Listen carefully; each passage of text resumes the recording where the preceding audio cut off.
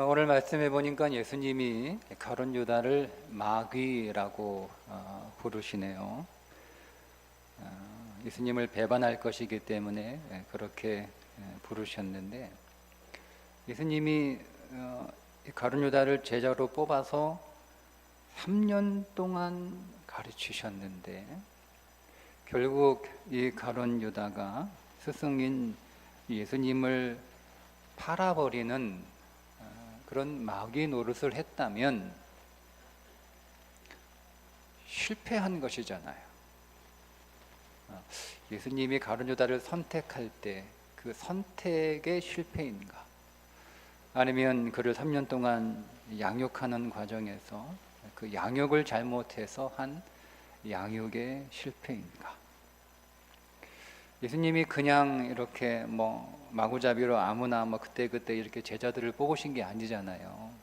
많은 사람들이 예수님을 따라다닐 때 그 가운데 예수님께서 12명의 제자를 뽑으실 때 성경은 예수님께서 산에 오르셔서 밤새 철야기도 하셨다라고 말씀을 하십니다. 그러니까 내가 제자가 될게요 이렇게 손든 사람, 그래 너 제자해라 이렇게 한 것도 아니고, 예수님이 이렇게 지내다가 마음에 드는 사람이 있어서 너 제자해라 이렇게 하신 것도 아니고, 예수님이 밤새 철야 기도하시면서 많은 사람들 가운데 특별히 12명을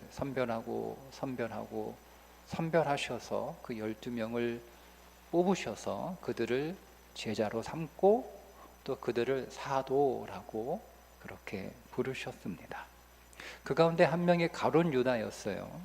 그런데 이 유다가 스승인 예수님을 은 30에 팔아버렸습니다.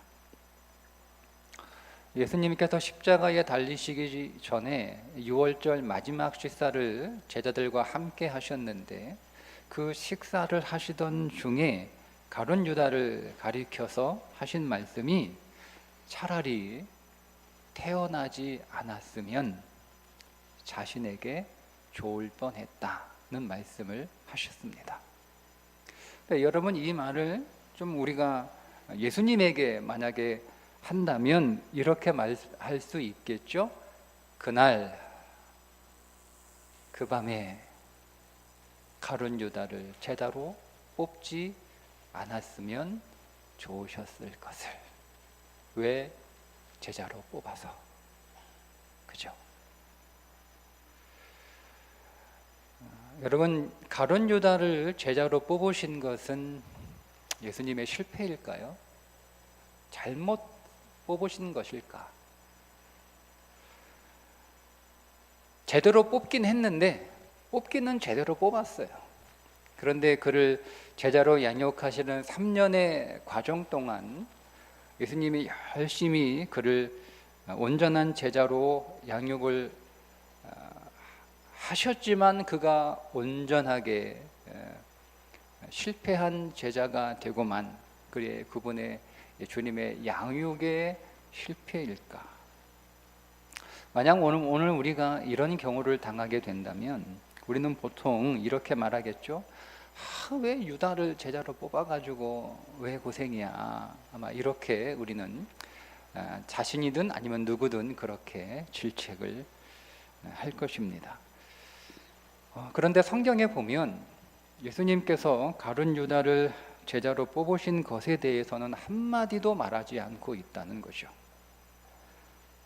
예수님도 저거 내가 괜히 제자로 뽑았다, 여러분 이렇게 후회하셨다라고 하는 말씀도 없고, 그렇게 뽑아서 그렇게 열심히 최선을 다해서 모든 것을 다 들여 그렇게 제자로 키웠는데, 그 가룟 유다가 자신을 배신했다고 해서 그 유다를 비난하셨다거나 아니면 너무 화가 났을 거 아니에요. 우리 같으면 얼마나 여러분은 화가 나겠어요. 그래서 이제 우리 안에 그런 분노가 일어나면 조조라도 하고 싶겠죠. 근데 예수님은 가룟 유다를 저주하셨다라고 하는 구절도 없습니다. 그냥 안타까워 하시는 구절은 있지만 예수님이 가룟 유다를 비난하셨다, 뭐 이렇게 하신 내용은 없어요.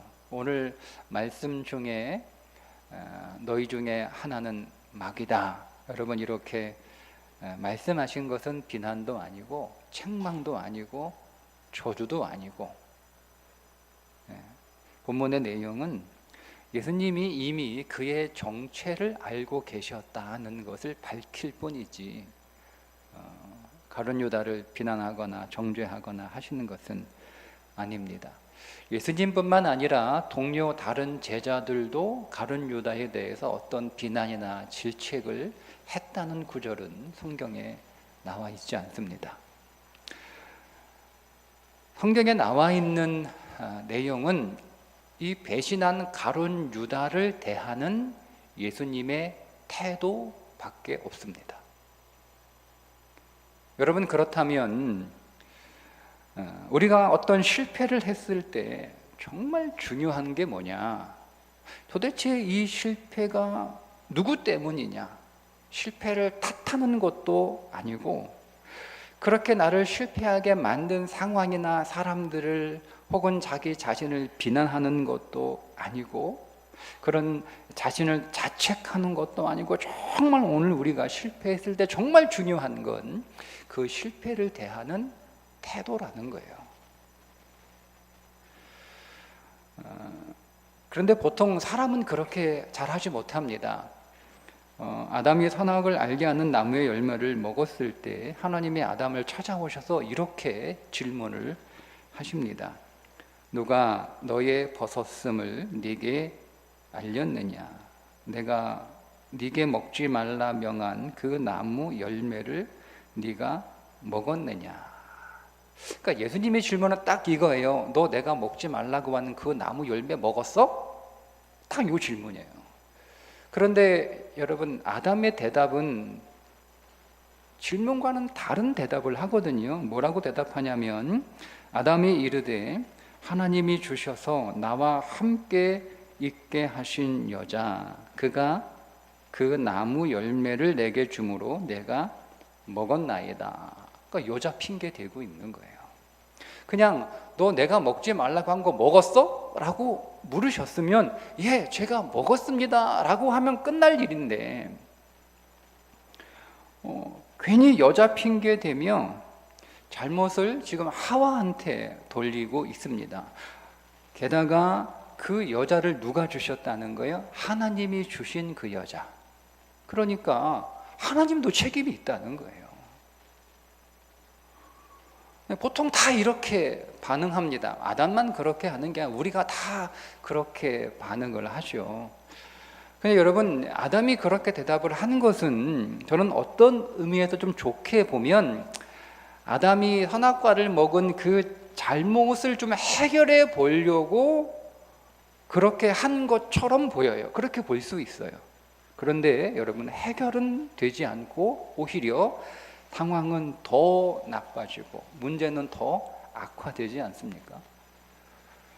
여러분, 그러니까 오늘 우리가 어떤 실패를 했을 때 이게 누구 잘못이냐, 잘잘못을 따진다거나 아니면 내가 좀 양심의 가책을 느껴서 어떤 책임감을 느끼고 우리 자신을 책망한다던가 하는 것은 결코 좋은 방법은 아니라는 거죠.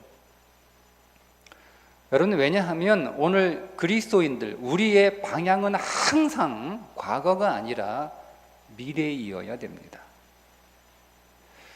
이사야가 이렇게 말합니다. 너희는 이전 일을 기억하지 말며 옛날 일을 생각하지 말라. 이전 일 기억하지 마십시오. 옛날 일 생각하지 마십시오. 사도 바울도 오늘 이렇게 얘기합니다. 뒤에 있는 것은 잊어버리고 앞에 있는 것을 잡으려고 표대를 향하여 달려가노라. 여러분, 이렇게 믿음은 과거가 아니라 미래입니다. 실패할 수 있죠. 여러분, 더군다나 오늘 우리는 실패할 수밖에 없는 그런 존재들 아닙니까? 우리가 정말 노력을 해서 최대한 실패를 줄이고 그래서 실패를 안 하면 좋겠지만 그럼에도 불구하고 오늘 우리가 실패했을 때 여러분, 우리가 생각해야 되는 것은 이 실패를 어떻게 나의 미래로 데리고 갈 것인가. 실패를 지금 여러분들이 데리고 가야 되는 거예요. 실패를 두고 갈 수는 없어요.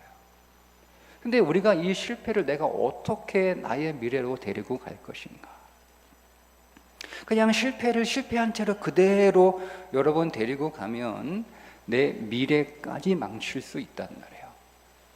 그 실패를 그대로 데리고 가서 내 미래를 망칠 수는 없잖아요.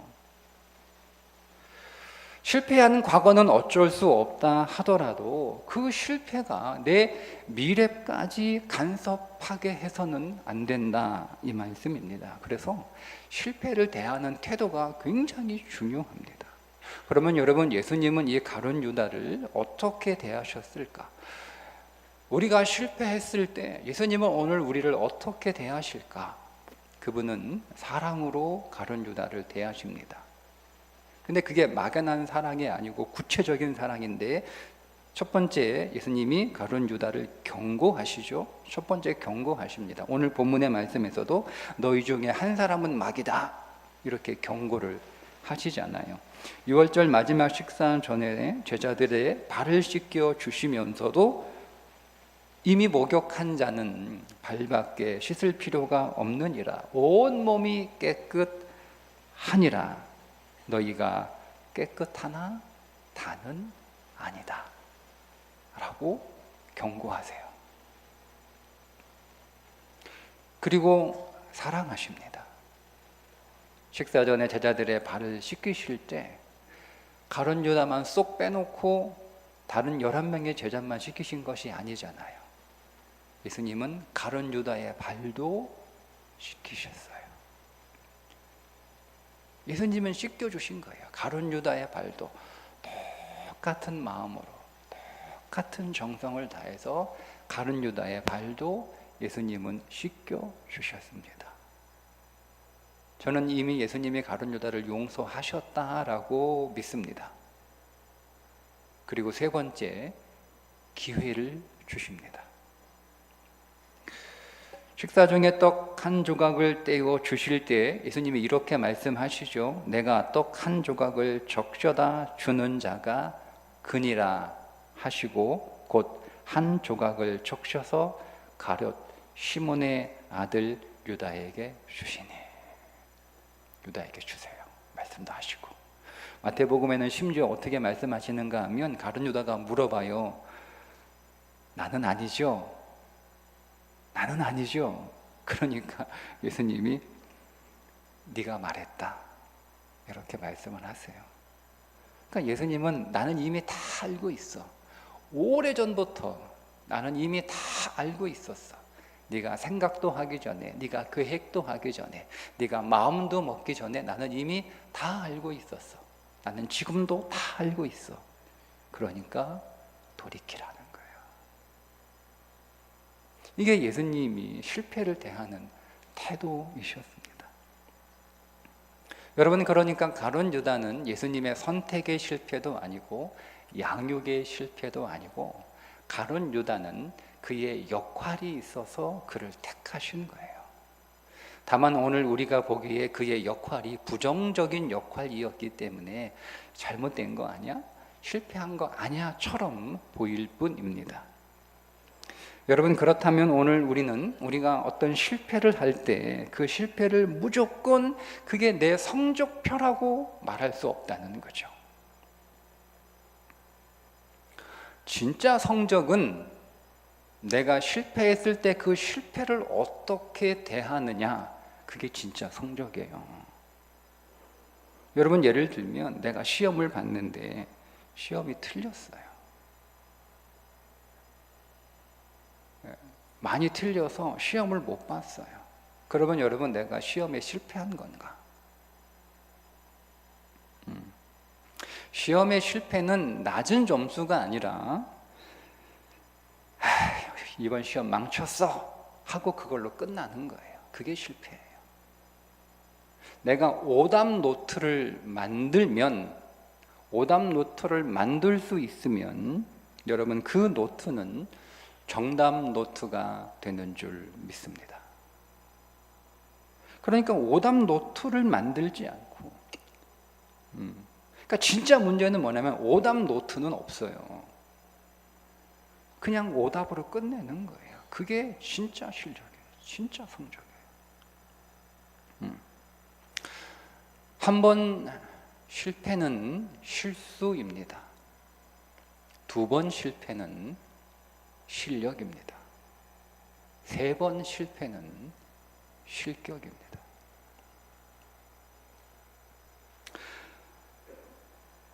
여러분, 우리가 우리 인생에서 최악의 실수는 뭐냐면 왜라고 질문하지 않는 거예요. 왜? 그러니까 우리가 한 번 실수할 수 있습니다. 우리가 한 번 실수했을 때 왜? 라고 물어봐야 돼요. 왜? 나는 왜 이렇게 실수했지? 뭐가 문제지? 근데 왜를 묻지 않아요. 그러니까 왜를 묻지 않으니까 같은 실수를 계속 반복하는 거예요. 계속 반복하는 거예요. 우리는 왜라고 묻지 않으니까 한 번 실수했으면 왜라고 물어서 내가 왜 실패했는지를 좀 찾아서 다시는 실패하지 않도록 내 문제가 뭔지를 좀 찾아서 그럼 보완하고 고쳐야 되는데 이거를 그냥 또 실수했네, 또 실패했네, 또 망쳤네 그냥 그러고 끝나는 거예요. 기분 나쁜 걸로 끝나는 거죠. 그러니까 여러분 우리가 계속 그 실수를 반복하잖아요. 그러니까 실수가 반복이 되면 그게 실력이 되는 거예요. 근데 그렇게 됨에도 불구하고 여전히 질문하지 않아요.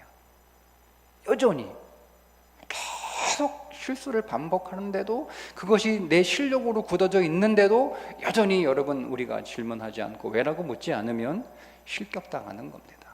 사람들이 버리는 거예요. 피하는 거예요.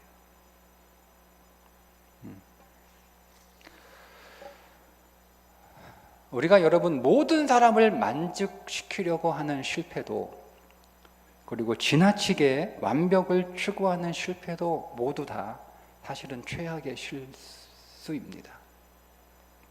여러분 어떻게 우리가 다 모든 사람을 만족시킵니까?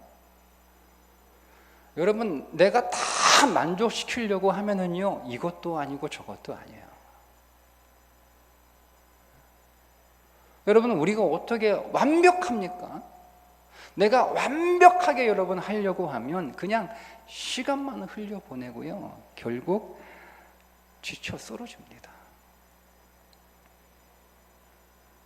말씀을 정리합니다. 여러분 우리가 실패했다고 해서 그것이 내 성적표는 아니다. 진짜 성적표는 내가 그 실패를 어떻게 대처했느냐.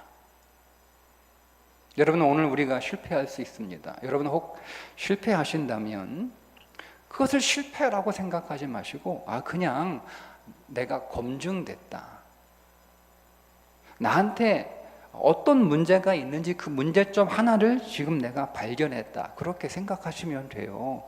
그리고 그 문제를 개선해서 더 좋게 만들면 되잖아요. 성경에서 시험이라고 하는 단어는 중성입니다.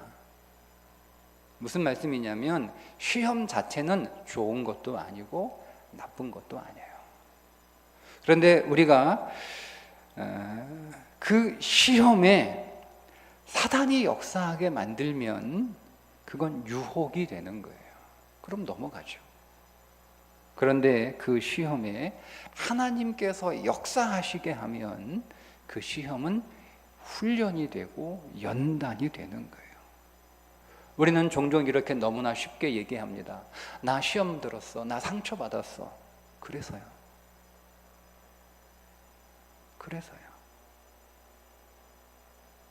나 시험 들었어. 나 상처받았어. 그러니까 내가 피해자인 거예요. 내가 피해자.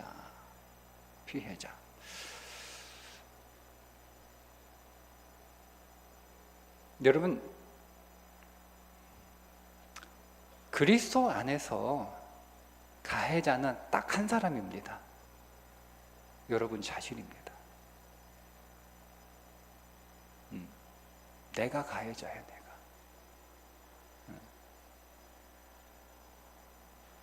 우리는 나는 피해자고 저 사람이 가해자라는 거예요. 아니요, 여러분. 그리스도 안에서 가해자는 유일하게 단 한 사람, 나 자신입니다. 내가 여기에 어떻게 반응하느냐에 따라 내가 피해자가 될 수도 있고 내가 성장하는 사람이 될 수도 있는 거예요. 그러니까 시험 들었다 핑계하지 마시고 믿음으로 반응하십시오. 우리가 어떤 문제 앞에서 그 문제 때문에 난망하고 절망하면 그건 여러분 실패로 가는 길입니다. 여러분, 그러나 아무리 큰 문제라고 하더라도 내가 그 문제 앞에서 믿음으로 반응하면 그것은 여러분들이 성장으로 가는 길인 줄 믿습니다. 실패의 성적표 아닙니다. 그것으로 나도 남도 점수 매길 필요 없습니다. 그냥 오직 우리는 오로지 믿음으로 반응해서 실패를 오히려 성장의 기회로 삼을 줄 아는 여러분 되시기를 주님의 이름으로 축복합니다. 기도합니다.